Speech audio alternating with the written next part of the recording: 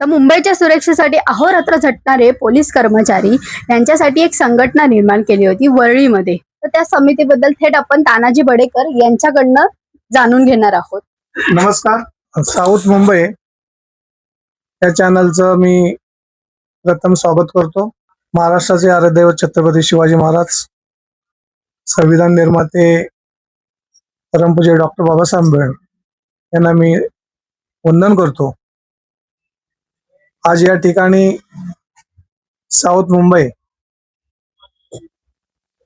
यांनी या मुलाखत घेण्यासाठी आमच्या भाजप वार्ड कार्यालयामध्ये उपस्थित झालेले आहेत.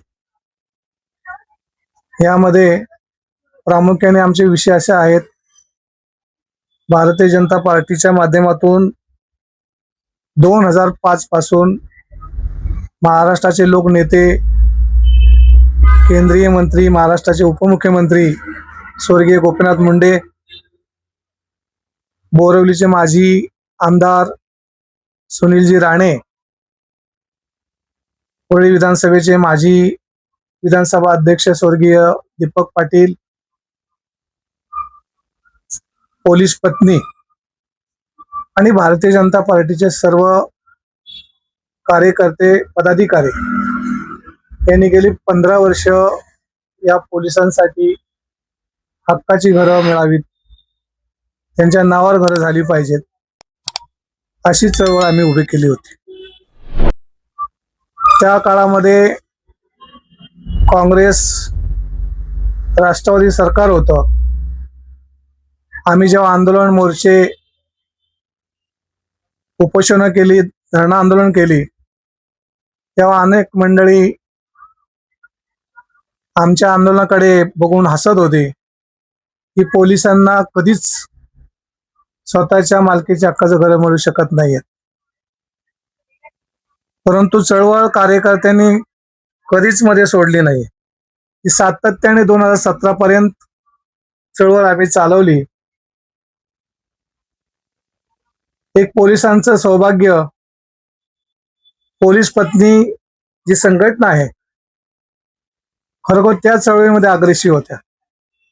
याचं उदाहरणामध्ये आमच्या हौसाबाई कातकरी आहेत, महादेव आमचे मोरे आहेत, सुहासिनी कदम आहेत, साक्षी सावंत आहेत. अनेक अशा महिला पुढे येऊन ही चळवळ त्यांनी चालवली. 2017 मध्ये या वरळी बिडी चाळचा भूमिपूजनाचा कार्यक्रम जांभुरी मैदानामध्ये झाला. 22 एप्रिल 2017 मध्ये बिडीचा प्रश्न पुनर्विकासाचा ऐरणीवर आल्यानंतर पोलिसांची घरं जी आहेत ते बाधित होणार होते आणि त्यांच्या ज्या चाळ्या आहेत ते शासकीय निवासस्थान म्हणून घोषित केलं होतं. परंतु महाराष्ट्राचे लाडके मुख्यमंत्री, कार्यतत्पर मुख्यमंत्री देवाभाऊ यांनी निर्णय घेतला, ज्याप्रमाणे रहिवाशांना आपण 500 स्क्वेअर फुटाचं घर मोफत देणार आहोत, त्याप्रमाणे या पोलीस कर्मचाऱ्या, आजी माजी असतील, सेवानिवृत्त असतील किंवा कार्यरत पोलीस असतील, यांना सुद्धा आपण घरं या प्रकल्पामध्ये दिली पाहिजेत आणि याच ठिकाणी दिली पाहिजेत. उदाहरण वरळी असेल, नायगाव असेल किंवा डिला रोड असेल. आमच्या वरळीमध्ये प्रामुख्याने 1259 पोलीस कर्मचारी आहेत. त्याच्यामध्ये 2011च्या नंतर भरतीचे 123 आहेत. एकूण काहीतरी मला वाटतं 1280 पोलीस आमच्याकडे या वरळीमध्ये आहेत. आणि मग हा निर्णय झाल्यानंतर 19 पर्यंत महायुतीचं सरकार होतं. त्या सरकारमध्ये उद्धवजी ठाकरे सुद्धा होते. 2019 मध्ये निवडणुका झाल्या, तेव्हा आमची भाजप शिवसेना युती होती. निवडणुका पार पाडल्यानंतर उद्धव ठाकरे साहेबांनी युती तोडली. महाविकास आघाडी बरोबर त्याने सरकार स्थापन केलं. आणि पोलिसांना घरं मोफत द्यायची की बांधकाम खर्च वसूल करायचा, असा प्रश्न मंत्रिमंडळामध्ये ऐरणीवर आला. कॅबिनेटमध्ये उद्धव ठाकरे सरकारने असा निर्णय घेतला की बांधकाम खर्च लमसम 50,000 त्यांनी 50 लाख दिल्यानंतर त्यांना 500 स्क्वेअर फुटाचं घर मिळेल. तो निर्णय झाल्यानंतर पोलीस पत्नीची जी संघटना होती वरळीमधले, दिला रोड, नायगाव, परत या लोकांनी थोडस तीव्र आंदोलन न करता एक सौम्य आंदोलन केलं. मुख्यमंत्र्यांना पत्र दिलं, ही जी किंमत आहे ते आम्हाला न झेपणारी आहे. आम्ही सर्व रिटायरमेंट झालेलो आहोत. 10 वर्ष आम्ही रिटायर होऊन झालेले आहेत, 15 वर्ष झाले आहेत, 20 वर्ष झालेले आहेत. या सरकारने 50 ऐवजी 25 लाख केले. 2-2.5 वर्ष झालं इकडचा प्रोजेक्ट पूर्णत्वाला येत नव्हता. जेव्हा महायुती सरकार परत या राज्यावर राज्य करू लागलो, महाराष्ट्र मुख्यमंत्री एकनाथ शिंदे साहेब झाले, देवेंद्र फडणवीस उपमुख्यमंत्री, अजित पवार उपमुख्यमंत्री झाले. आमच्यात सरकारने तेव्हाचा निर्णय घेतला की पोलिसांना 25 ऐवजी 15 लाखामध्ये घरे दिली जातील.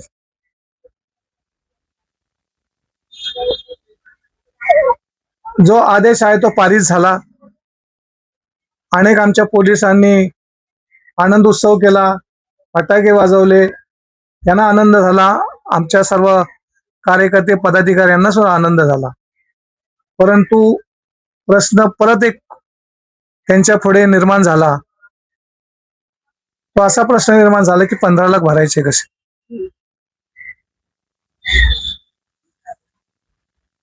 15 लाख भरायचे कसे असा प्रश्न त्यांच्या पुढे निर्माण झाल्यानंतर पोलीस पत्नी, त्यांच्या प्रमुख कार्यकर्त्या हौसाबाई कातकरी, सुहासिनी कदम, त्यांच्यासोबत असलेल्या सर्व महिला भगिनी, साक्षी सावंत, महादेव मोरे, याच कार्यालयामध्ये आम्हाला येऊन त्यांनी त्यांची समस्या मांडली.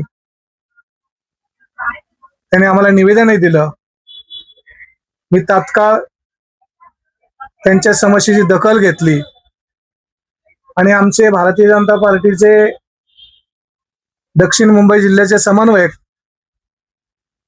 किरण उल्का रवींद्र सेलार, हे तरुण भारत दैनिकचे संपादक सुद्धा आहेत. गेली 2 महिने सातत्याने रहिवाशांची कामं, रहिवाशांच्या समस्या सोडवण्याचं ते काम करतायत. त्यांना मी समस्या सांगितली. तात्काळ त्यांनी समस्येची दखल घेऊन आम्ही प्रथम महाराष्ट्राचे कॅबिनेट मंत्री मंगल प्रभात लोढा यांच्याकडे हे सर्व मंडळ आम्ही घेऊन गेलो. त्यांना निवेदन दिलं. त्यांनी लोढा साहेबांनी बोरीकर साहेब जे मुख्य अधिकारी आहेत त्यांना एक पत्र दिलं. किरण सेलार यांनी एक त्यांच्या संस्थेचं पत्र तयार केलं. त्या पत्रावर मुख्य आपलं माननीय जिल्हाधिकारी मुंबई शहर, ओल्ड कस्टम हाऊस, भगतसिंह मार्ग, फोर्ट मुंबई यांना आम्ही 6/11/2025 रोजी पत्र दिलं. त्याच्यावर किरण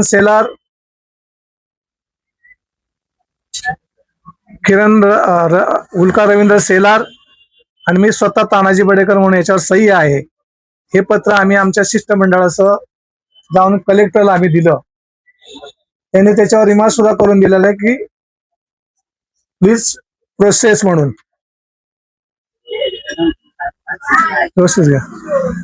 प्लीज प्रोसेस मधून कलेक्टरनी रिमार्क केला. त्याच्यानंतर कार्यवाही सुरू झाली आणि दिनांक 23/11 आमच्या पत्राच्या अनुषंगाने मुंबई शहर कलेक्टर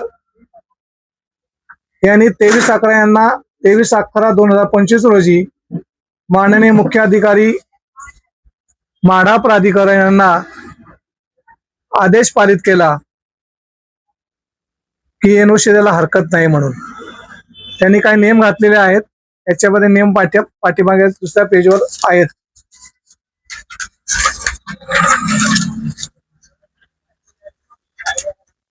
हे दुसरं पेज घ्या पाहिजे त्याच्यामध्ये.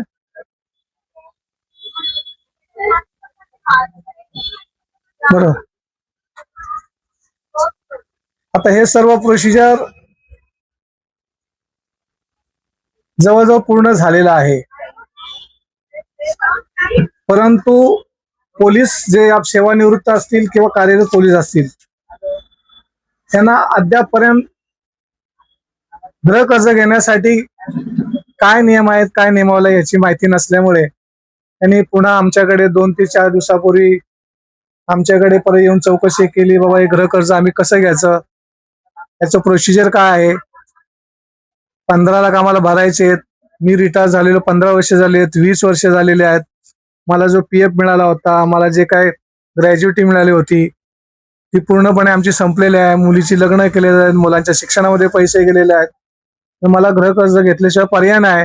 तर तुम्ही खूप असं भारतीय जनता पार्टीच्या माध्यमातून महाराष्ट्राचे मुख्यमंत्री देवेंद्र फडणवीस यांच्या आशीर्वादाने, त्यांच्या प्रयत्नाने हे गृहकर्ज मंजूर झालेलं आहे आणि पुण्याचं काम केलंय असं त्यांनी या ठिकाणी आपलं वक्तव्य इथं केलेलं आहे. तर त्याचे नियम काय आहेत, त्याचा लाभार्थी आम्ही कसे होऊ शकतो, कुठल्या बँकेत जाऊन आम्ही कर्ज घ्यायचं. तर ते कलेक्टरने एक हे काढला होता नमुना फॉर्म म्हणून.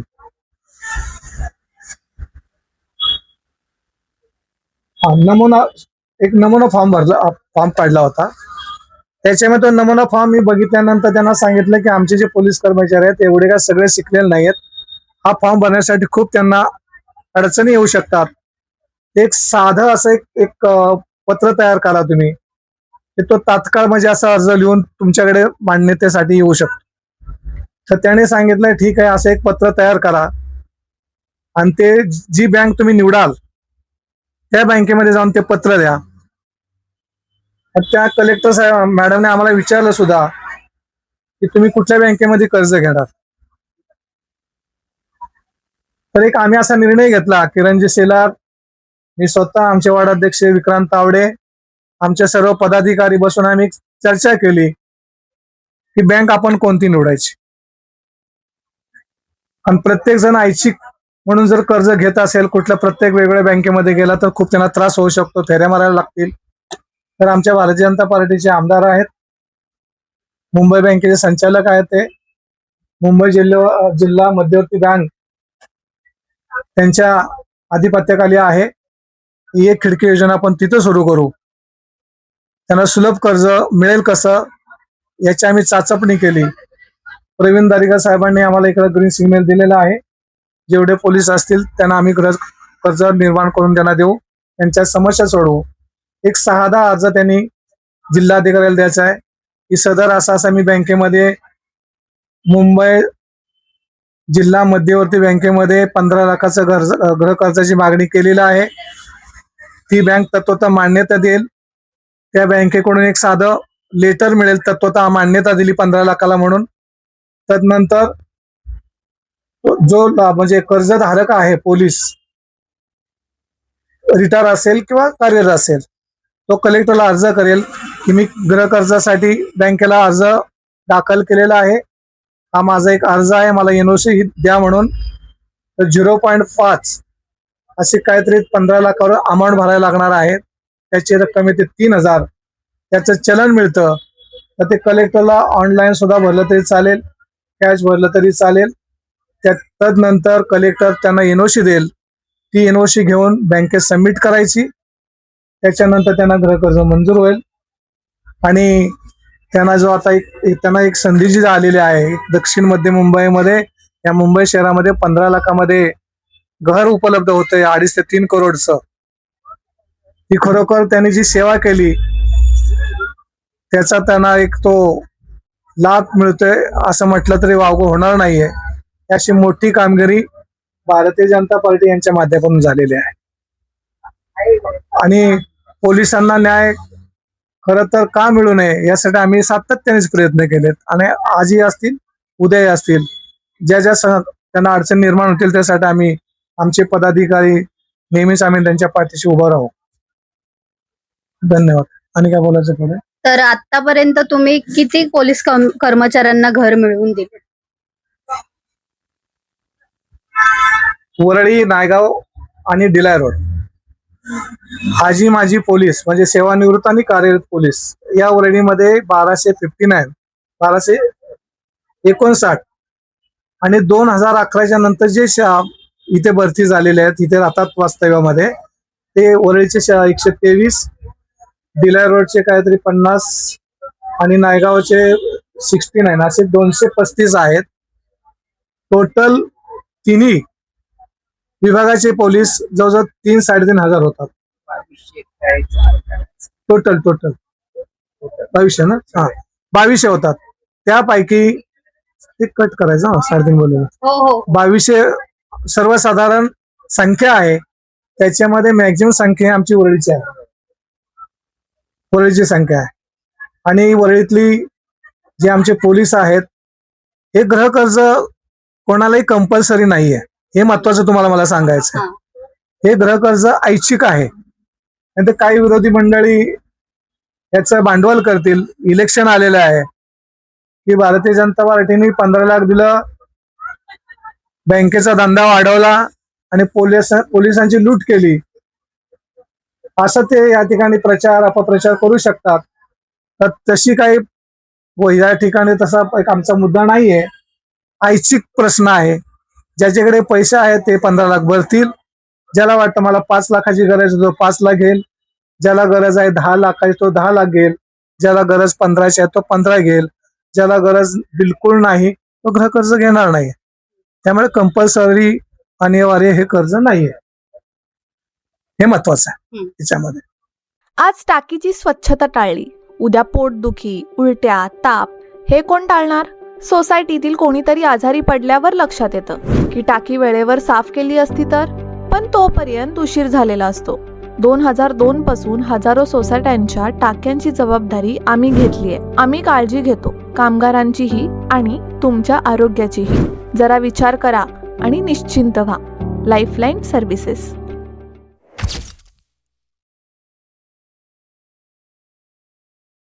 तर महानगरपालिकेच्या निवडणुकीत या वातावरणात तुम्ही या वॉर्ड अध्यक्षचे माजी वॉर्ड अध्यक्ष होतात, पण तुम्ही आता इच्छुक उमेदवार म्हणून पण उभे नाहीयेत. तर ह्या मग तुमचा हेतू काय आहे?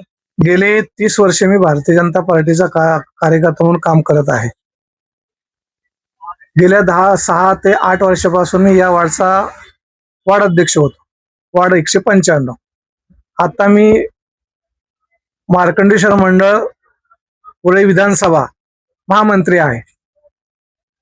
गेल्या 10 वर्षामध्ये लोकांच्या समस्या असतील, अडचणी असतील, प्रश्न असतील, पाण्याचे प्रश्न असतील, स्वतःचे प्रश्न, वैयक्तिक प्रश्न असतील, अनेक प्रश्न मी सोडवलेले आहेत. पण असा कोणताही हेतू ठेवलेला नाही मी की जर मला तिकीट मिळालं तरच मी काम करावं, मला नाही तिकीट मिळालं तर मी घरी बसावं. या विचाराचा मी कार्यकर्ता नाहीये. 2017 मध्ये महानगरपालिकेची निवडणूक झाली. हा वार्ड एससी होता. तेव्हा देखील एक इच्छुक उमेदवार म्हणून मी होतो. काही तांत्रिक अडचणीमुळे माझं तिकीट नाकारलं गेलं, परंतु मी नाराज होऊन घरी बसलो नाहीये. खरं तर कार्यकर्त्याला तिकीट नाही मिळालं तर ते पक्ष सोडून जातात, वेगळ्या पक्षात जातात.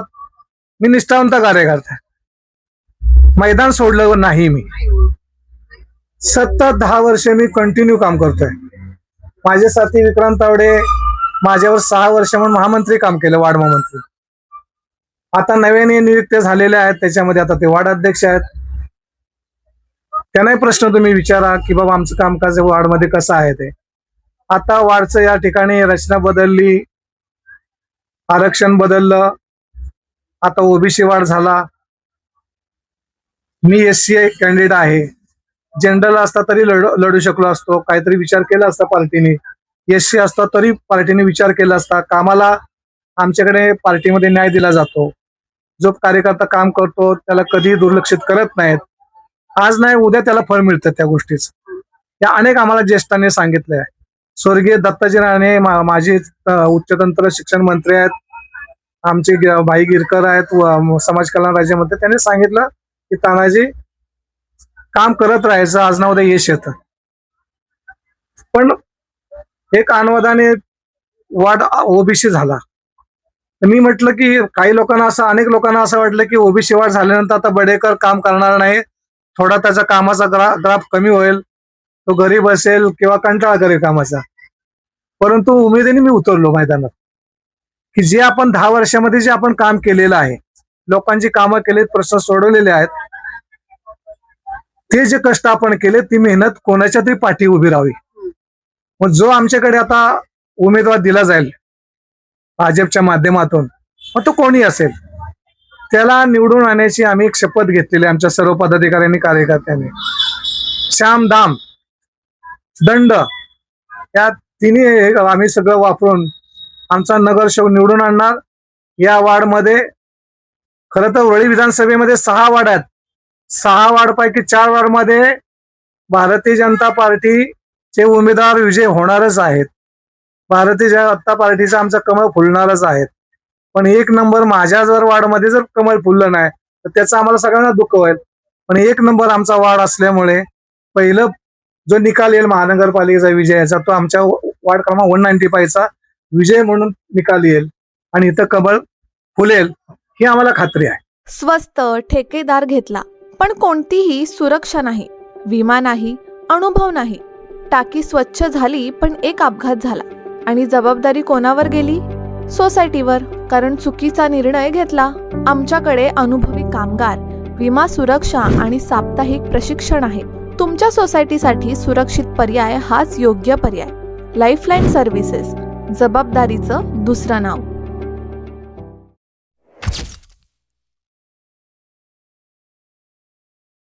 तर आत्ताचे वॉर्ड अध्यक्ष विक्रांत तावडे, आपण ह्यांच्याकडून जाणून घेऊयात. सर, तुम्ही ज्या पोलीस कर्मचाऱ्यांना माहिती नाहीये ह्या नियमावलीबद्दल किंवा ह्या प्रोसेस बद्दल, तुम्ही त्यांना काय सांगाल? नमस्कार, मी विक्रांत तावडे. सर्वप्रथम मी मला वाटतं तानाजी बडेकर साहेबांनी सगळंच पोलिसांबद्दल सांगितलेलं आहे, त्याच्यामुळे मी जास्त त्याविषयी बोलत नाहीये. पण एवढं नक्कीच आहे की आज गेली कित्येक वर्ष पोलिसांचा प्रश्न जो आज मार्गी लावलाय, तो म्हणजे बरेचसे पक्ष होते, पण आज भारतीय जनता पार्टीनीच हा जो प्रश्न आहे हा मार्गी लावलाय. आणि आज पोलिसांचं जे स्वप्न आहे ते आज त्या पार्टीने, म्हणजे आमच्या पार्टीने साकार केलेलं आहे. याबद्दल मला खरंच अभिमान आहे. आणि त्याचं जे श्रेय जातं ते नक्कीच बडेकर साहेबांनी जर सांगितलं की याची सुरुवात जी झाली ती गोपीनाथ मुंडे साहेब, त्याच्यानंतर आमचे स्वर्गीय दीपक पाटील साहेब, आणि आत्ता म्हणजे त्यांचा जो वारसा आहे ते पुढे नेणारे म्हणजे आमचे श्री तानाजी बडेकर आणि त्यांचे जे सहकारी आहेत. म्हणजे या सगळ्या माध्यमातून आज हा पोलिसांचा प्रश्न सुटलाय. त्याच्यामुळे मला खरंच त्या गोष्टीचा एक अभिमान आहे की आज मी भारतीय जनता पार्टीचा एक कार्यकर्ता म्हणून या ठिकाणी मी काम करतोय. आणि दुसरं बोलायचं झालं तर बडेकरांबद्दल जर मला सांगायचं झालं तर आज खरंच म्हणजे ह्यालाच कार्यकर्ता असं म्हणतात. कारण 2017ला मी जस्ट पक्षामध्ये प्रवेश केला होता आणि त्याच वेळेला बडेकरांनाही तिकिटीचं आलं होतं, पण काही कारणास्तव ते नाकारलं गेलं. त्याच्यानंतर पण त्यांनी मैदान न सोडता आज गेली 2017 पासून 2025 पर्यंत त्यांचं जे कार्य आहे भारतीय जनता पार्टीचं, मी प्रामुख्याने वॉर्ड क्रमांक 195 साठी ते मी गेली 6 वर्ष त्यांच्याबरोबर महामंत्री असताना जी मी बघतोय ना, खरंच अभिमानास्पद त्यांची कामगिरी आहे. आणि या वेळेला पण म्हणजे 2025 रोजी पण वॉर्ड SC न होता ओबीसी झाला. आणि मला वाटलं की आता बडेकरांचं काही खरं नाहीये, कारण हे जर त्यांना नाही मिळालं तर नक्कीच ते अपक्ष उभे राहतील किंवा घरी बसतील. म्हणजे हे मला पण थोडंसं वाटलं होतं. पण त्यानंतर म्हणजे हे जेव्हा जाहीर झालं की हा वॉर्ड ओबीसी झाला, त्याच्या दुसऱ्या दिवशी मला वाटतं त्यांनी जे गेली एवढी वर्ष काम करत त्याच्यापेक्षा पण दुपटीने त्यांनी ऍक्च्युली या कामाला सुरुवात केली. आज वरी बिल्डचा प्रश्न असो, पीडब्ल्यूचा प्रश्न असो, बीएमसीचा प्रश्न असो, रेशनिंगचा असो, पोलिसांचा असो, सगळे प्रश्न आज एकत्रितपणे त्यांनी चांगल्या पद्धतीमध्ये हँडल केलेत. तर मी खरंच तानाजी बडेकर यांचंही या ठिकाणी मी आभार मानतो की नव्या उमेदीने ते परत या ठिकाणी उतरले आहेत. आणि आज त्यांचा आणि माझा संकल्प एकच आहे की हा वॉर्ड 195 मग तो कोणीही उमेदवार आमचा भारतीय जनता पार्टीचा आला तर नक्कीच ह्या वॉर्डामध्ये आम्ही कमळ फुलवल्याशिवाय राहणार नाही. पाणी हे केवळ शरीराची गरज नाही, ते मनाचीही शांतता आहे. जेव्हा तुम्हाला माहीत असतं की आमचं पाणी शुद्ध आहे, सुरक्षित आहे, तेव्हा मनही निर्धास्त राहतं. गेली 22 वर्षे टाकी स्वच्छतेचं काम जबाबदारीने करत आहोत. नियमित सेवा, अनुभवी टीम आणि कायद्याची पूर्ण पूर्तता. स्वच्छता आमच्यावर सोडा आणि निश्चिंत रहा. लाईफलाईन सर्व्हिसेस, मनशांतीचं पाणी.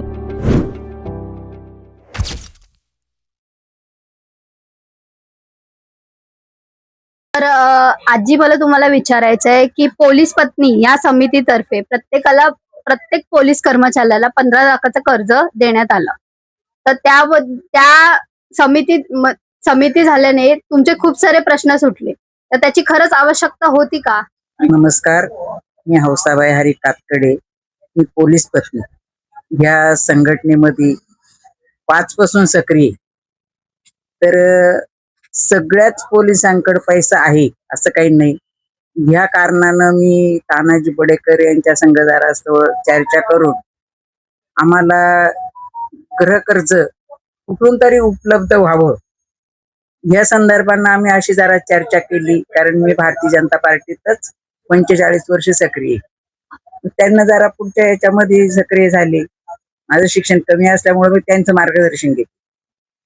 तर ते पुढच्या यानं पर्याय काढला तर बाबा याच्यावर आता काय केलं पाहिजे. त्याच्यानंतर आम्ही त्यांना कोणाला भेटले असतील न भेटले असतील त्यांच्याबरोबर मी पण गेले, काय माझे सहकारी होते ते गेले. तर हे कर्ज ज्यांना घ्यायची आवश्यकता, आता समजा माझे मिस्टर 7 मध्ये रिटायर झाले, त्याच्यानंतर ते गेले, माझी ऐपत नाही, तर मला हे कर्ज घेण्याची गरजच आहे. असे अनेक जण आहेत माझ्या संघ, माझे सहकारी, इथं पण कर्ज घेण्याची आवश्यकताच आहे. असं ज्यांना घ्यायचं हे कर्ज त्यांच्याकरता खूप चांगली सुविधा मिळाली आम्हाला सगळ्या पोलिसांना. ज्यांना नाही घ्यायचं, जे कार्यरत ते PF काढतील, काय करतील, त्यांच्यावर जबरदस्ती नाही. पण ज्यांना घेण्याची गरज आहे त्यांना याच्याकरता खूप खूप खूप धन्यवाद भारतीय जनता पार्टीचं असावं. त्यांना आमच्याकरता खूप काहीतरी केलं असं आम्ही समजतोय. भारतीय जनता पार्टीचे आमच्यावर खूप अशी मेहरबानी झाली ह्या प्रकारे आम्ही समजतोय. आणि आमचं घर त्याच्यातून आम्हाला मिळावं ही आमची मनापासून इच्छा होती. गोपीनाथ मुंडेंना आमच्याकरता GR काढला होता, हे भारतीय जनता पार्टीचेच होते. त्यांचा शब्द आमच्या देवाभाऊंना पाळला आणि आम्हाला 15 लाखात घर दिलं. ही आमची खूप मनापासून इच्छा होती, ती पूर्ण केली देवाभाऊनं. बस याच्या करता देवाभाऊंचे आभार मानते आणि माझी मुलाखत मी संपवते. 7 दिवसामध्ये किती ते फोटो घे. नाही, फोटो नंतर घेते ना सगळे. 15 लाखात घ्यायचं नाही, 15 ते नोटीस राहिलं मस्त. आता त्यांनी भरायचे बघा 2 पोलीसवाल्यांना आता ही नोटीस दिली. आता ही नोटीस दिल्याच्या नंतर आमच्या पोलीसवाल्याकडं लगेच PF काढायचा म्हणला तरी पैसा नाही, लगेच मिळत नाही. बरोबर. आम्हाला गृहकर्ज जरी घ्यायचं म्हणलं त्याच्यात अनेक अडचणी येतील आम्हाला.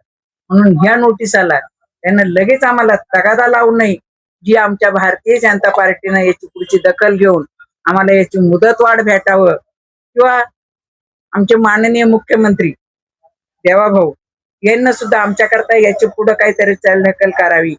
याच्यामध्ये खूप अडचणी. आता सध्या आम्हाला पोलिसांना घरं खाली करायला लावली.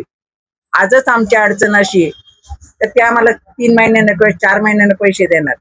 आज आम्हाला डिपॉझिट भरायचे, आज आम्हाला रेडनं घरं पाहायची. इतक्या अडचणीत असताना ही अडचण जर टाकली तर आमचे सगळे पोलीस नाराज होतील आणि आमच्या देवाभाऊ नाराज होतील. तर त्यांना त्याच्याकरता कुठेतरी आम्हाला याचा 2 महिने 4 महिने आधार द्यावा. त्याच्यानंतर आम्ही याचा नक्की विचार करू. आज भरायचे, उद्या भरायचे, पैसे भरूच, पण याच्यामध्ये ही जी तातडीची हे दिलेली ही तातडीची त्यांना मुदत वाढून द्यावं. या मुदतीला खूप खूप म्हणजे एक समजा मी किंवा ही माझ्या संघ माझे सहकारी अशा महिलांना, याच्यामध्ये अनेक महिला अशाच आहे, मिस्टर गेलेले, ते घर आलेले, तर आम्ही याच्यामध्ये घाबरून जाऊ. तर याच्या करता काहीतरी भारतीय जनता पार्टीच्या कार्यकर्त्यांना आम्हाला आधार द्यावं, देवाभाऊंकडे याचा काहीतरी निर्णय मांडावा, एवढी अपेक्षा आम्ही भारतीय जनता पार्टीकडे करतो. भारतीय जनता पार्टीने तुम्हाला हे 15 लाखात कर्ज मिळवून दिलं, तर त्या बाबतीत तुम्ही आनंदी आहात? तुम्ही पूर्णपणे आहात का व्यवस्थित आनंदी? हो. भारतीय जनता पार्टीनं जे आम्हाला 15 लाखामध्ये, भारतीय जनता पार्टीनं म्हणल्यापेक्षा मुख्यमंत्र्यांना जे आम्हाला 15 लाखात घर दिलं, याच्यामध्ये आम्ही खूप खूप आनंदी आहे. फक्त आता आमची अडचण एवढीच, हे जे लगेच पैसे भरायला लावले याची आम्हाला मुदतवाढ भेटावं. ज्यांना कर्ज पाहिजे त्यांना मिळावं, ज्यांना नाही पाहिजे त्यांना नाही घेऊ, एवढं आमचं म्हणणं आहे. ह्या समितीद्वारे यांची नियमावली प्रोसेस काय आहे हे सगळं आपण जाणून घेतले आहे. अशाच नवनवीन अपडेटसाठी पाहत रहा south Mumbai news channel. South Mumbai विभागातील घडामोडी जाणून घेण्यासाठी साऊथ मुंबई न्यूज चॅनलला लाईक, फॉलो, शेअर आणि सबस्क्राईब करा आणि बेल आयकॉनवर क्लिक करून ऑल करायला विसरू नका.